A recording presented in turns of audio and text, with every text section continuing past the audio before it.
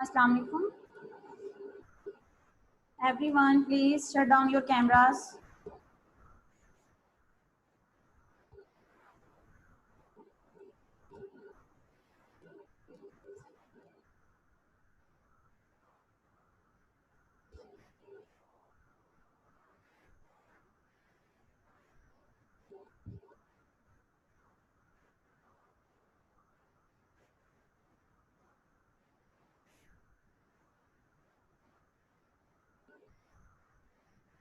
चलिए, आज का आपका जो टॉपिक है वो है chapter number 3 maths b perimeter and area.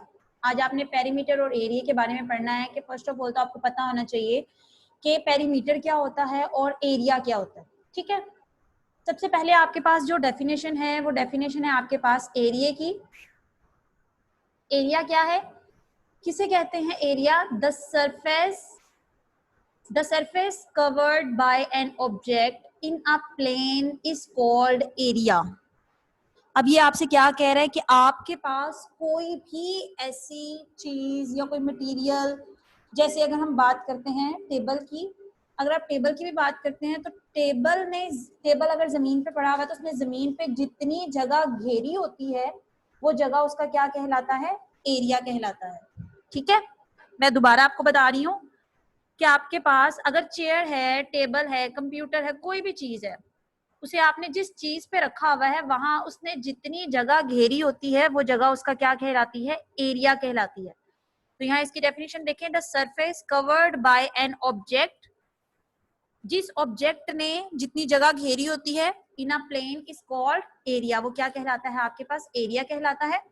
अब इसका फॉर्मूला क्या है? एरिया आपके पास यहाँ पे दो तरह से है, एक आपने यहाँ पे एरिया डिस्कस करना है स्क्वायर का और दूसरा आपने डिस्कस करना है रेक्टेंगल का। ठीक है, इस चैप्टर में आप स्क्वायर और रेक्टेंगल के बारे में पढ़ रहे हैं। तो स्क्वायर का एरिया फाइंड आउट करने का क्या मेथड होता है? Area of square is equal to side multiply side. यानी आपके पास कोई भी एक स्क्वायर, आपको पता है स्क्वायर क्या होती है? स्क्वायर ऐसी शेप होती है जिसकी चारों साइड्स आपस में बराबर होती है। ये देखें, यहाँ पे आपको ये फिगर नजर आ रही है स्क्वायर की, ये एक स्क्वायर है। ठीक है, अब उन्होंने कहा है कि इसका फॉर्मूला क्या है? Side multiply side. तो अगर इसका फॉर्मूला साइड मल्टीप्लाई साइड है तो इट्स मीन ये चार इसकी साइड्स है ना, 1 2 3 4, ये चार साइड्स हैं। तो स्क्वायर में चारों साइड्स जो होती हैं वो आपके पास इक्वल होती हैं, यानी आपको जो एक साइड गिवन होती है ना, बाकी तीन की लेंथ भी उतनी ही होती है जितनी आपको एक साइड की लेंथ दी होती है। ठीक है, क्योंकि आपके पास स्क्वायर में चारों साइड्स क्या होती हैं? बराबर होती हैं। अब देखिए यहाँ पर उन्होंने आपसे कहा है एरिया ऑफ स्क्वायर जब डिस्कस किया है तो वो क्या है? Side multiply side. तो साइड को हम लेंथ भी बोल सकते हैं। ठीक है, तो यहाँ पे मैंने क्या लिखा? Is equal to l multiply l. L mean length multiply length. ठीक, ये आपके पास स्क्वायर का एरिया, आप एरिया ऑफ स्क्वायर में साइड मल्टीप्लाई साइड भी लिख सकते हैं और आप एरिया ऑफ स्क्वायर में लेंथ मल्टीप्लाई लेंथ भी लिख सकते हैं, एक ही बात है। नेक्स्ट आपके पास फॉर्मूला है एरिया ऑफ रेक्टेंगल। अब रेक्टेंगल क्या होता है? रेक्टेंगल आपके पास ऐसी शेप होती है जिसकी आमने सामने वाली जो साइड्स होती हैं वो बराबर होती हैं, चारों साइड्स आपस में बराबर नहीं होती। ठीक है, चारों इक्वल नहीं होती आपके पास। ये देखें, ये आपके पास रेक्टेंगल की शेप है, ये आपको नजर आ रहा है कि इसकी आमने सामने वाली जो साइड्स हैं पैरेलल हैं वो आपस में इक्वल है, यानी ये जो 7.6 है इसके बिल्कुल सामने जो साइड है वो ऊपर वाली साइड है। ठीक है, तो वो भी कितनी होगी? वो भी 7.6 ही होगी क्योंकि ये दोनों साइड्स आपस में इक्वल हैं। सेम एज इट इज अगर आप इस साइड पे देखें तो 3.8 है, 3.8 के बिल्कुल सामने जो साइड है ये वाली, ये भी क्या होगी? 3.8 ही होगी। तो ये आपके पास डायग्राम है रेक्टेंगल की। तो यहाँ पे उन्होंने रेक्टेंगल का फॉर्मूला आपको क्या बताया है? Area of rectangle is equal to length multiply breadth. यानी यहाँ पर आपको जो है रेक्टेंगल में दो मेजरमेंट्स दी होंगी, दो रीडिंग्स दी होंगी, एक लेंथ आपको गिवन होगी और दूसरी आपको ब्रेथ गिवन होगी। ठीक है, लेकिन स्क्वायर में आपको सिर्फ एक ही साइड गिवन होगी क्योंकि आपको पता है कि स्क्वायर की चारों साइड्स आपस में बराबर होती हैं। नेक्स्ट आपके पास है पेरीमीटर। अब पेरीमीटर क्या है? The measurement of boundary of the surface is called its perimeter. किसी भी सरफेस की बाउंड्री को जब आप मेजर करते हैं तो उसको पेरीमीटर बोलते हैं। जैसे आपके पास ये शेप है स्क्वायर की, ठीक है, तो ये जो साइड है, ये जो बॉल्ड साइड है पूरी, ये वाली, ठीक है, इसकी बाउंड्री, ये इसकी बाउंड्री कहलाती है। ये जो आपने लाइंस लगाई हुई है ना, 4 लाइंस आपके पास हैं, ये आपके पास इसकी बाउंड्री है। आप जब इसको मेजर करेंगे तो ये आपके पास क्या कहलाएगा, इसका पेरीमीटर कहलाएगा। ठीक है, तो इसका पेरीमीटर का फॉर्मूला भी आपके पास यहाँ पे दो तरह से है। Perimeter of square, perimeter of square आपके पास क्या है, 4 मल्टीप्लाई साइड। फर्स्ट आपके पास 4 मल्टीप्लाई साइड, आप इसको 4 मल्टीप्लाई लेंथ भी लिख सकते हैं, क्योंकि साइड जो है आपके पास वो बेसिकली लेंथ ही होती है। ठीक है, तो आप इसको 4 मल्टीप्लाई साइड या 4 मल्टीप्लाई लेंथ भी लिख सकते हैं। नेक्स्ट आपके पास हमने ये स्क्वायर का पेरीमीटर पढ़ लिया। नेक्स्ट आपके पास है पेरीमीटर ऑफ रेक्टेंगल। अब रेक्टेंगल का पेरीमीटर क्या होता है, क्योंकि उसमें आपको दो लेंथ्स गिवन होती हैं, दो मेजरमेंट्स होती हैं, एक लेंथ होती है और एक ब्रेथ होती है। तो यहाँ पर आपके पास रेक्टेंगल का जो पेरीमीटर है वो क्या है, उसका फॉर्मूला है 2 इंटू, ब्रैकेट लगी है तो ब्रैकेट का मतलब है कि 2 जो है ब्रैकेट के साथ मल्टीप्लाई होगा पूरी ब्रैकेट से, 2 इंटू लेंथ प्लस ब्रेथ। ठीक है, ये आपके पास रेक्टेंगल के पेरीमीटर का फॉर्मूला। और आपने ये फॉर्मूलाज और ये डेफिनेशंस याद करनी है। ये आपकी मैथ्स बी की बुक पेज नंबर 50 पे ये डेफिनेशंस गिवन है, जो आपने याद करनी है पेपर के पॉइंट ऑफ व्यू से भी। ठीक है, अब ये तो हमने पढ़ लिया पेरीमीटर ऑफ स्क्वायर और पेरीमीटर ऑफ रेक्टेंगल। नेक्स्ट अब हम डिस्कस करते हैं इनके कुछ क्वेश्चंस को। देखें, फर्स्ट है आपके पास find the area and perimeter of square. इस क्वेश्चन में आपने क्या करना है, आपने एरिया फाइंड आउट करना है और सेकंड पे आपने पेरीमीटर फाइंड आउट करना है। ठीक है, किसका पेरीमीटर और एरिया फाइंड करना है, स्क्वायर का। आपको एक स्क्वायर गिवन है, आपको एक शेप गिवन होगी, आपने क्या करना है उसका, उन्होंने क्या किया, आपने एरिया और पेरीमीटर फाइंड आउट करना है। अब्दुल्ला अकील, अब आप क्या करेंगे, ये देखें आपके पास ये शेप गिवन है, इस शेप में आपको सिर्फ एक ही लेंथ गिवन है और वो लेंथ आपके पास क्या है 4.5 सेंटीमीटर। ठीक है, ये लेंथ है आपके पास 4.5 सेंटीमीटर। अब आप क्या करेंगे, फर्स्ट ऑफ ऑल आपको जो चीज गिवन होती है, गिवन डाटा आपने लिखना होता है। यहाँ पे आपको क्या चीज गिवन है, आपको इसकी एक लेंथ गिवन है, आप इसका यहाँ पे length is equal to 4.5 centimetre भी लिख सकते हैं, या आप इसको लिख सकते हैं side is equal to 4.5 centimetre, क्योंकि आपको बताया है कि लेंथ और साइड दोनों का मतलब एक ही है। यहाँ पे हमने साइड मल्टीप्लाई साइड भी फॉर्मूला पढ़ा है और लेंथ मल्टीप्लाई लेंथ भी फॉर्मूला पढ़ा है एरिया, उसका एरिया निकालने का स्क्वायर का। तो फर्स्ट पे तो आपने क्या किया, जो चीज आपको गिवन है पहले आपने वो लिख दिया। ठीक है, लेंथ आपको गिवन थी, मरियम नदीम,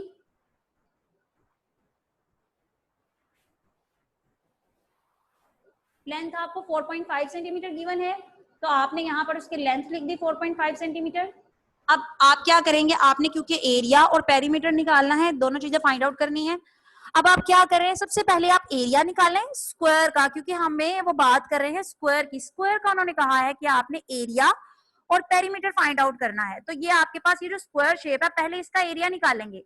तो आपने भी पीछे जो है स्क्वायर के एरिया का फॉर्मूला पढ़ा है कि वो स्क्वायर का एरिया जो होता है वो इक्वल होता है लेंथ मल्टीप्लाई लेंथ के, या आप कह सकते हैं साइड मल्टीप्लाई साइड के। ठीक है, आपने फॉर्मूला लिखा। अब ये जो आपने फॉर्मूला लिखा है, इस फॉर्मूले में आपने वैल्यूज पुट करनी है।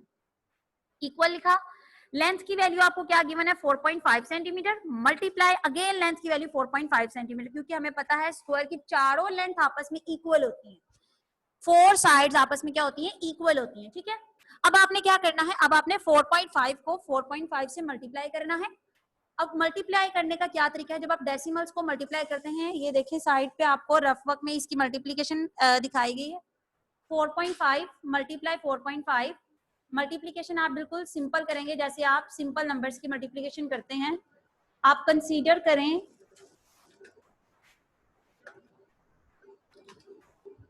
आप कंसीडर करें कि यहाँ क्वेश्चन के अंदर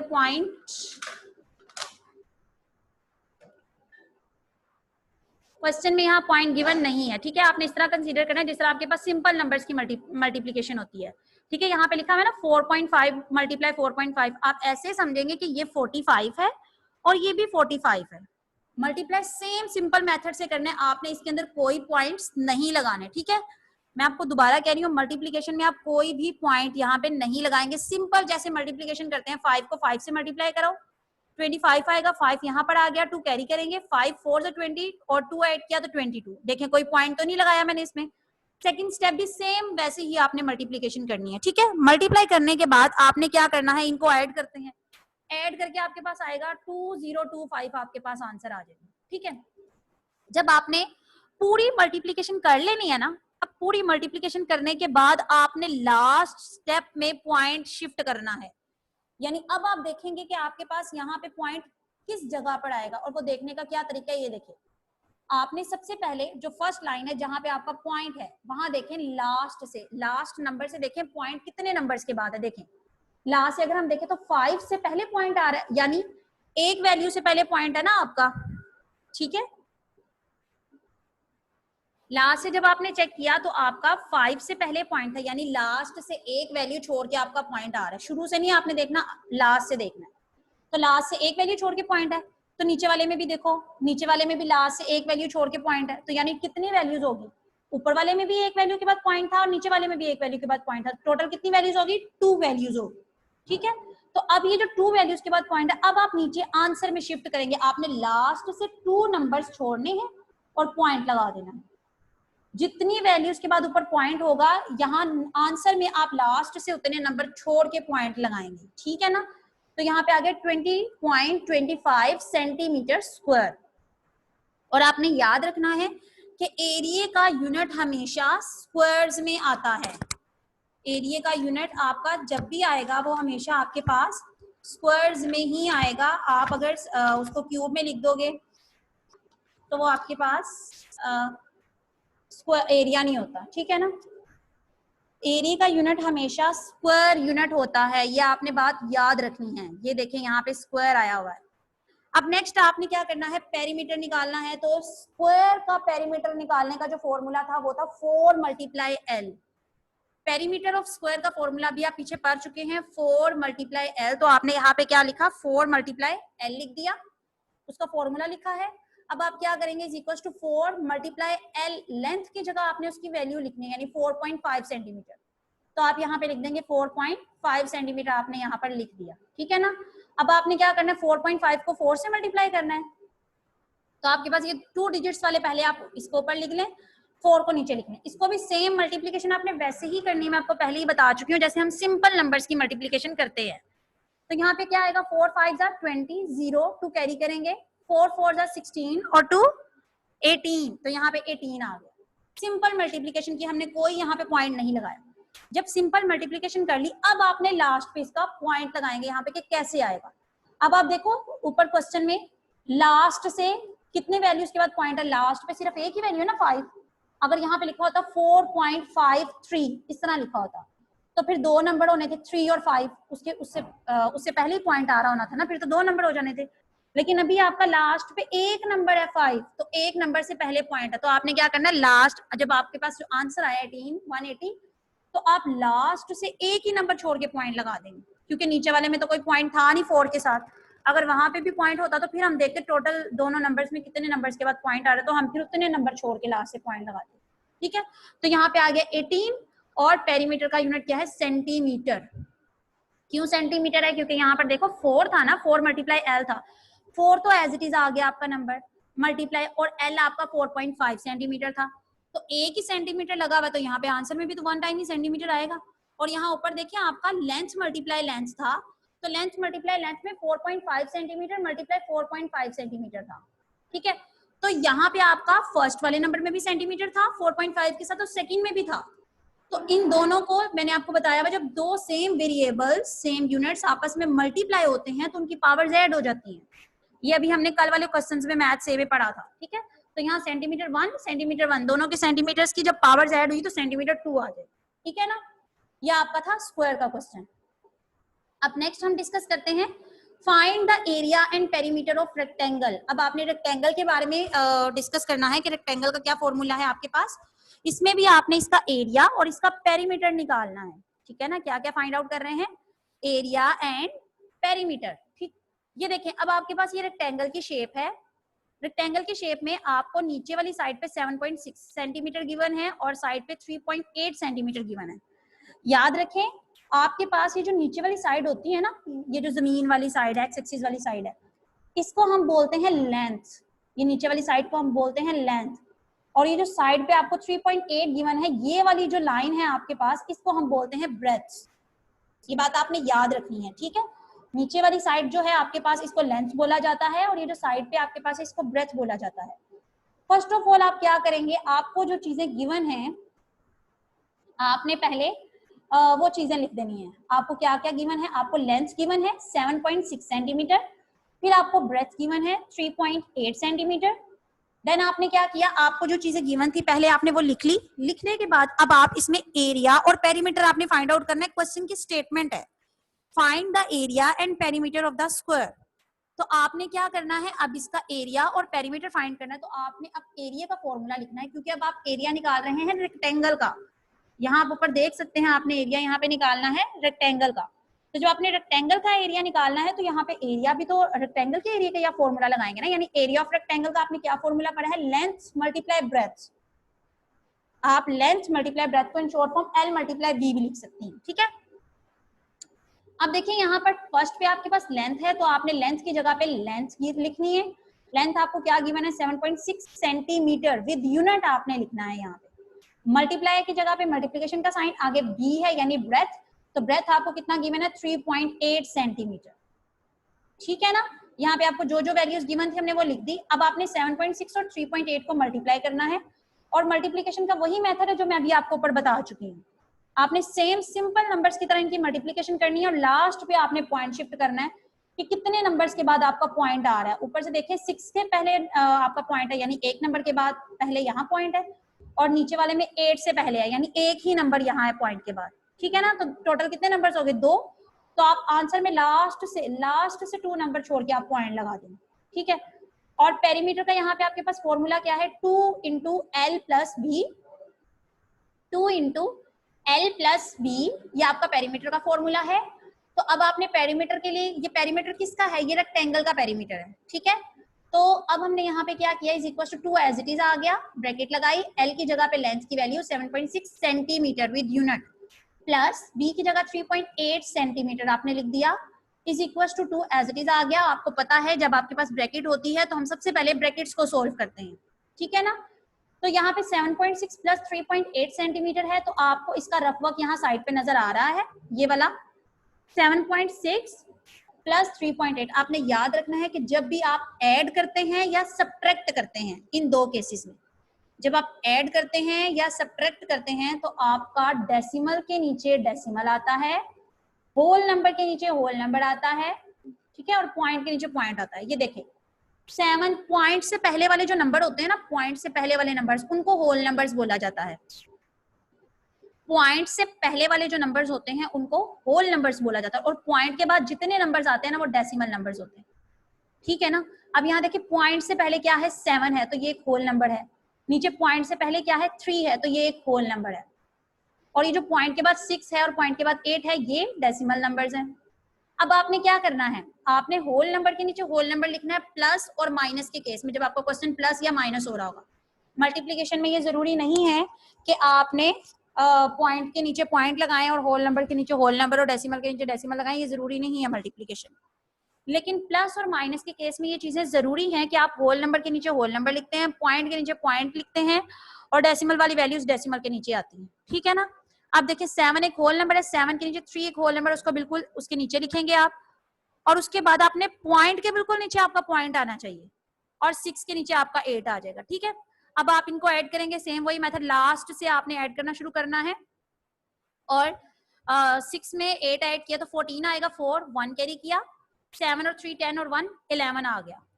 और ये पॉइंट इसमें प्लस और माइनस वाले क्वेश्चंस में आपका पॉइंट के नीचे ही पॉइंट चलता है। इसमें आपने ऐसे नहीं करना कि आपने देखा यहाँ लास्ट से 1 वैल्यू के बाद पॉइंट है, इधर 8 का 1 वैल्यू के बाद पॉइंट है, तो आप लास्ट से 2 वैल्यूज छोड़ के पॉइंट लगा दें। आप प्लस और माइनस के केस में ऐसा बिल्कुल नहीं करेंगे, ये सिर्फ आपको मल्टीप्लीकेशन के केस में मैंने बताया अभी, ठीक है ना। प्लस और माइनस के केस में आपका होल नंबर के नीचे होल नंबर आता है, पॉइंट के नीचे क्वेश्चन में भी पॉइंट आता है, और डेसिमल वाले नंबर के नीचे डेसिमल ही आता है। और सोल्यूशन भी आपका सेम एज इट इज चलता है कि आप लास्ट से जब प्लस करते हैं या माइनस करते हैं वो नंबर एज इट इज आएगा, जहां पे पॉइंट आ रहा है उसके बिल्कुल नीचे आपने पॉइंट लगाना है, और सेम एज इट इज आपने होल नंबर्स को ऐड कर देना, ठीक है। तो आपका यहाँ आ गया 11.4, तो आपने यहाँ ब्रैकेट में लिख दिया 11.4 सेंटीमीटर। अब आप क्या करेंगे, आपने 11.4 सेंटीमीटर को मल्टीप्लाई करना है 2 से, ठीक है। क्योंकि ये ब्रैकेट लगी हुई है तो ये मल्टीप्लाई होंगे, तो मैंने यहाँ पे साइड पे देखिए 11.4 और 2 को मल्टीप्लाई कर दिया, क्योंकि अभी मैंने आपको बताया कि ये चीज सिर्फ प्लस और माइनस में जरूरी है कि आपने होल नंबर के नीचे होल नंबर लिखना है, मल्टीप्लिकेशन में जरूरी नहीं है। तो यहाँ देखिए 2 मैंने ना एक डेसिमल के नीचे लिख दिया तो कोई फर्क नहीं पड़ेगा मल्टीप्लिकेशन के केस में। तो अब क्या किया, इसको सिंपल मल्टीप्लाई करेंगे, 4 2 8, 2 1 2, 2 1 2। और अब आपने देखना है कि 4 यानी लास्ट से एक नंबर के बाद पॉइंट है, तो आप आंसर में लास्ट से एक नंबर छोड़ के पॉइंट लगा देंगे, ठीक है। ये आपका था 22.8 सेंटीमीटर, इसका आंसर आ गया। चलिए अब आप में से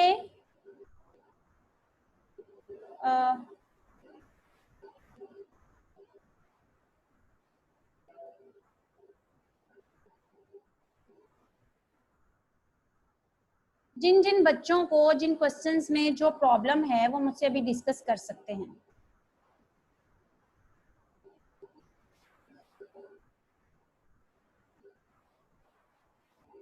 हाय का इमरान, बेटा अनम्यूट योरसेल्फ।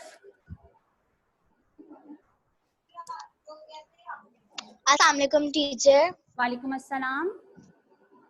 टीचर मैं ना अपना होमवर्क कर रही थी, तो जो क्वेश्चंस है ना ये रेक्टेंगल वाले जी टीचर, उसमें ना जो फर्स्ट क्वेश्चन है उसमें सिर्फ वो दी हुई है, लेंथ दी हुई है, उसकी ब्रेथ दी नहीं हुई, तो फिर वो क्वेश्चन हम कैसे करेंगे? कौन से वाला क्वेश्चन बच्चे? टीचर जो आपने होमवर्क में फर्स्ट क्वेश्चन दिया हुआ है, क्या लेंथ गिवन है आपको उसकी? 9 सेंटीमीटर। 9 सेंटीमीटर? जी। आर यू श्योर कि वो रेक्टेंगल का क्वेश्चन है? टीचर एक मिनट आपको, यस टीचर रेक्टेंगल है। अच्छा चलें, उसकी आप सेकेंड लेंथ ना 3 सेंटीमीटर लिख लें। ठीक है टीचर। ब्रेथ जो उसकी है वो आप 3 सेंटीमीटर लिख लें। Thank you so much teacher. Okay you welcome. Okay, जिन जिन स्टूडेंट्स ने ये देखा है, अगर किसी का मिस है ये नंबर तो वो ब्रेथ वाले क्वेश्चंस में उसकी जो लेंथ है वो 3 सेंटीमीटर लिख ले, ठीक है। चलें, राहील अनम्यूट योरसेल्फ। अस्सलाम वालेकुम टीचर। वालेकुम अस्सलाम। मिस ये जो हमने पॉइंट्स, ये जो है एरिया स्क्वायर में पॉइंट्स, मुझे मुझे समझ नहीं आई, दोबारा बता दीजिए। मल्टीप्लिकेशन में? Yes teacher.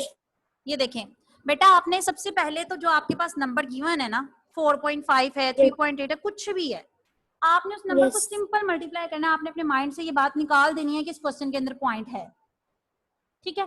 जैसे आप सिंपल नंबर्स की मल्टीप्लिकेशन करते हैं ना, आपने एज इट इज उसको मल्टीप्लाई करना है। जिस तरह 4.5 मल्टीप्लाई 4.5 है, आप इसको ऐसे मल्टीप्लाई करें जैसे आप 45 को 45 से मल्टीप्लाई कर रहे हैं। ये तो करना आता है आपको? Yes teacher. ठीक है। पूरा जो क्वेश्चन है ना, आपने same as it is multiplication के प्रोसेस से कर देना। यस। करने के बाद अब आपने लास्ट पे ना पॉइंट शिफ्ट करना है यहाँ पर। अब वो पॉइंट शिफ्ट करने का क्या तरीका है? वो तरीका ये है कि आपने अब क्वेश्चन में देखना है कि कितनी वैल्यू, टोटल कितनी वैल्यूज के बाद आपके पास पॉइंट आ रहा है, टोटल, ठीक है। अब वो कैसे चेक करेंगे? आप सबसे पहले तो फर्स्ट वाली लाइन में आएंगे, जो आपको फर्स्ट स्टेटमेंट गिवन है 4.5 गिवन है। यस। आपने लास्ट से देखना है कितने नंबर छोड़ के पॉइंट है। लास्ट पे कितने नंबर है?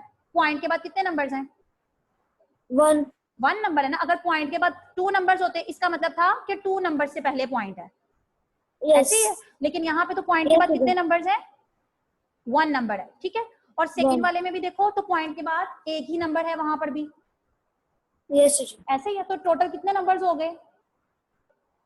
2 नंबर्स हो गए। अब ये जो 2 नंबर्स हुए हैं, अब आपने आंसर में आना है और लास्ट से आपने 2 नंबर्स छोड़ के पॉइंट लगा देना। Yes teacher. समझ आ गई है? Okay thank you miss. You welcome. Okay Habiba unmute yourself.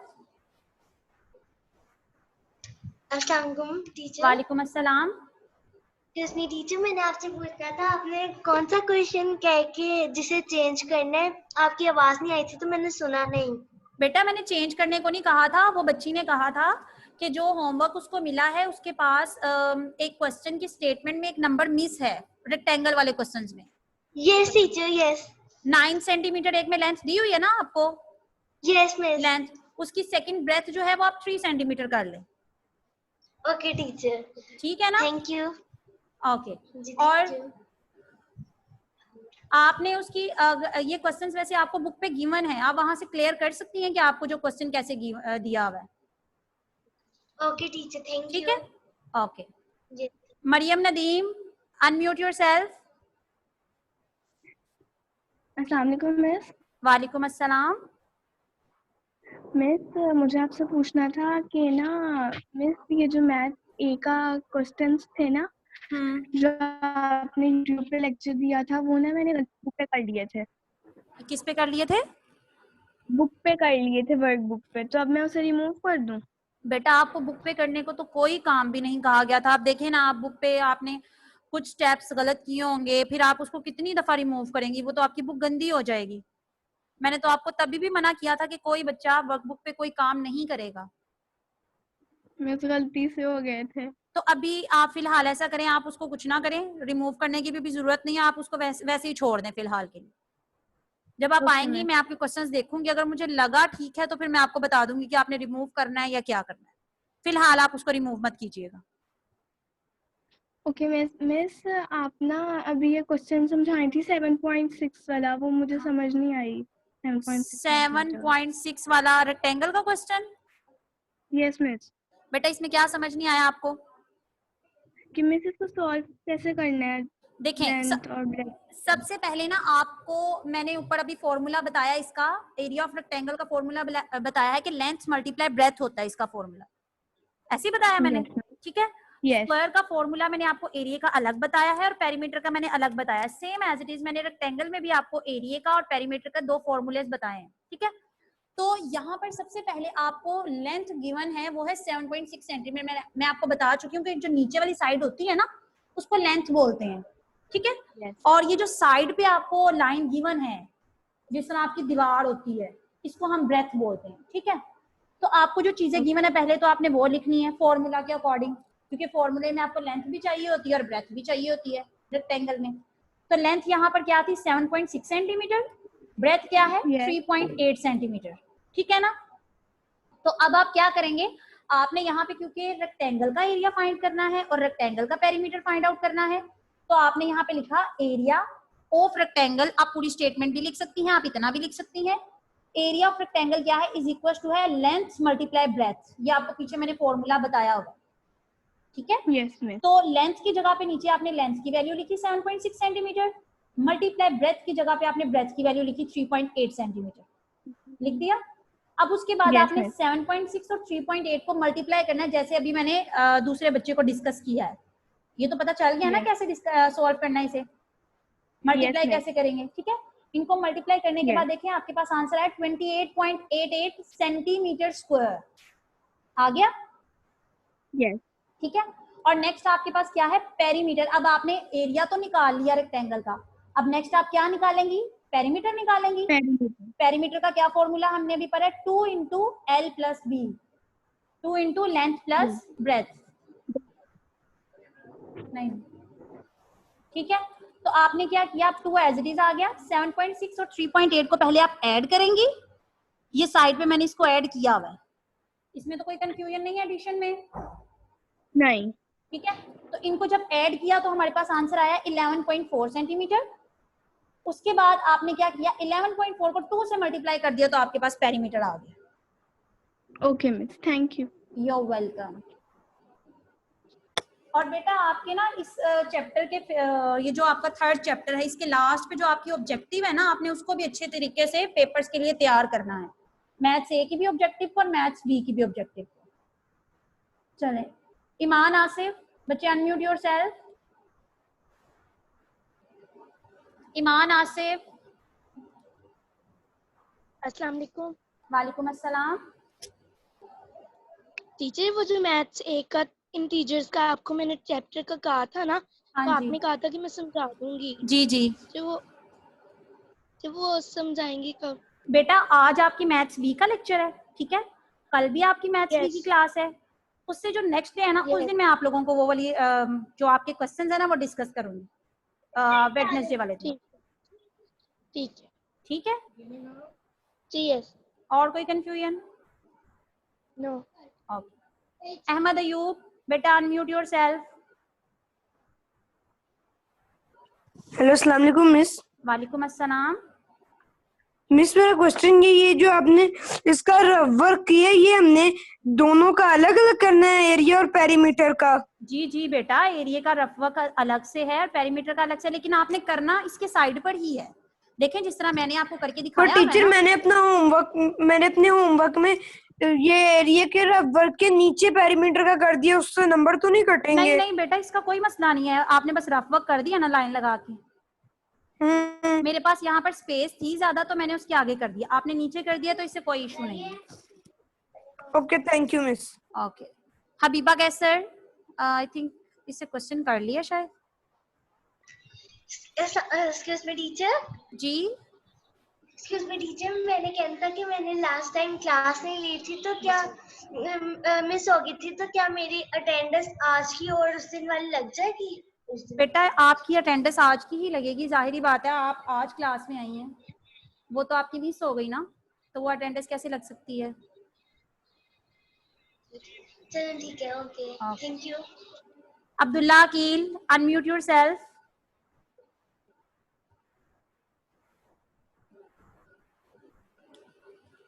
Abdullah Aqeel,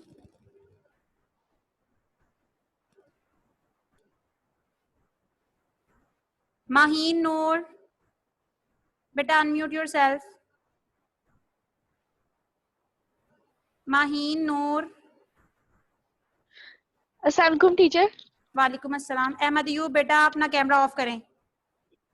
teacher मैंने कहना था कि जो होमवर्क में ना मैंने एरिया और पेरीमीटर के जो क्वेश्चन है ना, पहले मैंने सारे एरिया के सॉल्व कर दिए और बाद में पेरीमीटर के, तो टीचर गलत तो नहीं होंगे? नहीं नहीं, वैसे आप इस तरह करें तो ज्यादा बेटर है, अब आपने होमवर्क में कर दिया है। वो टीचर मुझे पता नहीं था ना। चलें कोई मसला नहीं है, लेकिन आपको जब क्वेश्चन पेपर में आएगा ना तो आपने दोनों चीजें इकट्ठी करनी है, जिस तरह मैंने आपको यहाँ पे करके दिया होगा। ओके।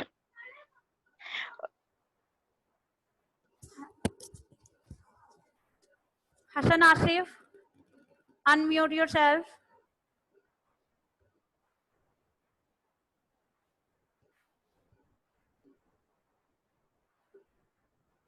हसन आसिफ।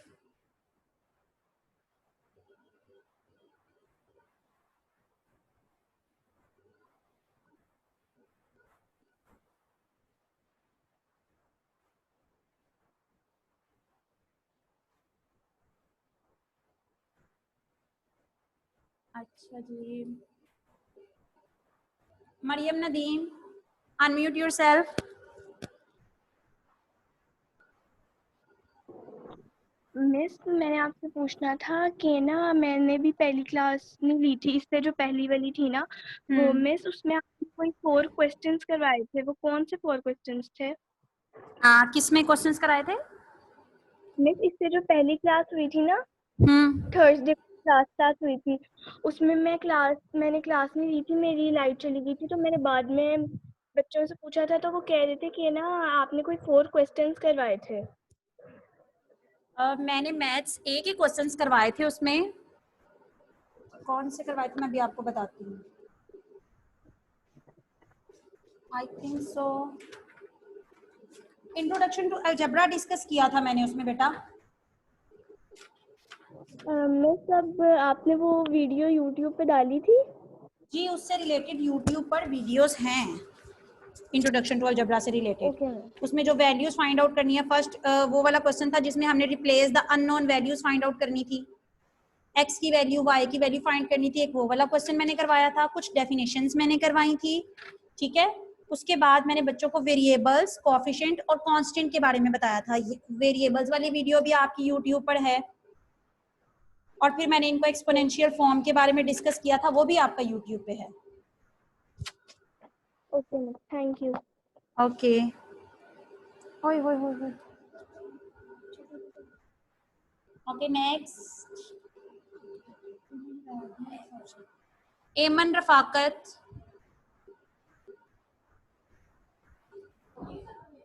एमन रफाकत।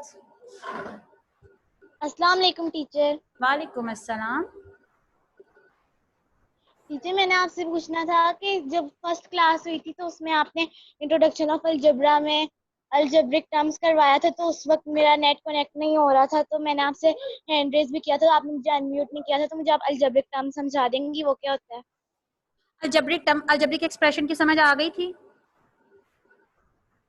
टीचर अलजेब्रिक एक्सप्रेशन और अलजेब्रिक टर्म्स नहीं आया था, बाकी सारा मुझे आ गया था।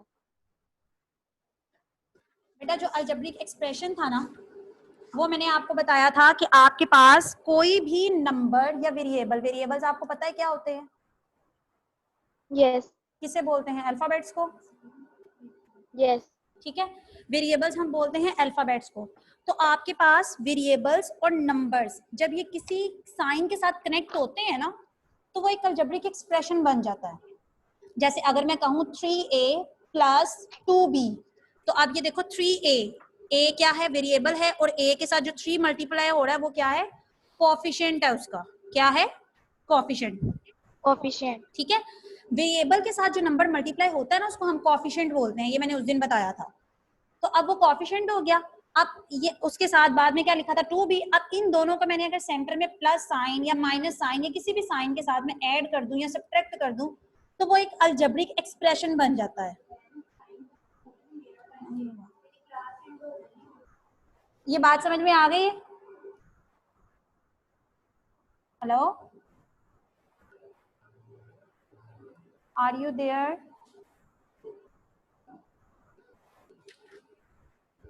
और नेक्स्ट आपको मैंने बताया था अलजेब्रिक टर्म्स। तो इसी तरह आप इनके एक्सप्रेशंस जो आपको मैंने दिया था 2a प्लस 3b, ये जो भी एक्सप्रेशन आपके पास गिवन था, इसमें से आप प्लस और माइनस के साइन हटा के उसकी जगह कोमा लगा देते हैं। कोमा लगाने के बाद प्लस लगाएं, फिर कोमा लगाने के बाद माइनस लगाएं, तो ये हर टर्म्स आपकी सेपरेट हो जाती है।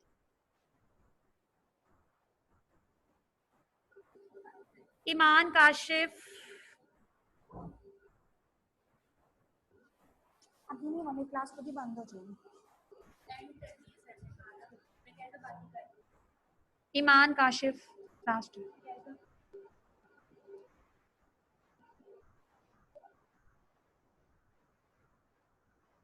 चलें बेटा, क्लास का टाइम ओवर हो चुका है। बाकी आपके जितने क्वेश्चंस हैं आप कल की क्लास में मुझसे पूछ। जी जी, वालेकुम अस्सलाम। टीचर ये जो आपने अलजबरा का पढ़ाया है, तो टीचर ये आपका ही मैथ्स का लेक्चर दोबारा कब होगा? वेडनेसडे वाले दिन। तो टीचर ये मैं मुझे ना ये समझ नहीं आई, तो अब मैं आपसे परसों ही पूछूं? यस बच्चे, अब ये तो मैथ्स ए का तो आप मैथ्स ए में पूछेंगे ना, आज तो मैथ्स बी का है। ओके, चलें ठीक है। ओके बेटा, अल्लाह हाफिज।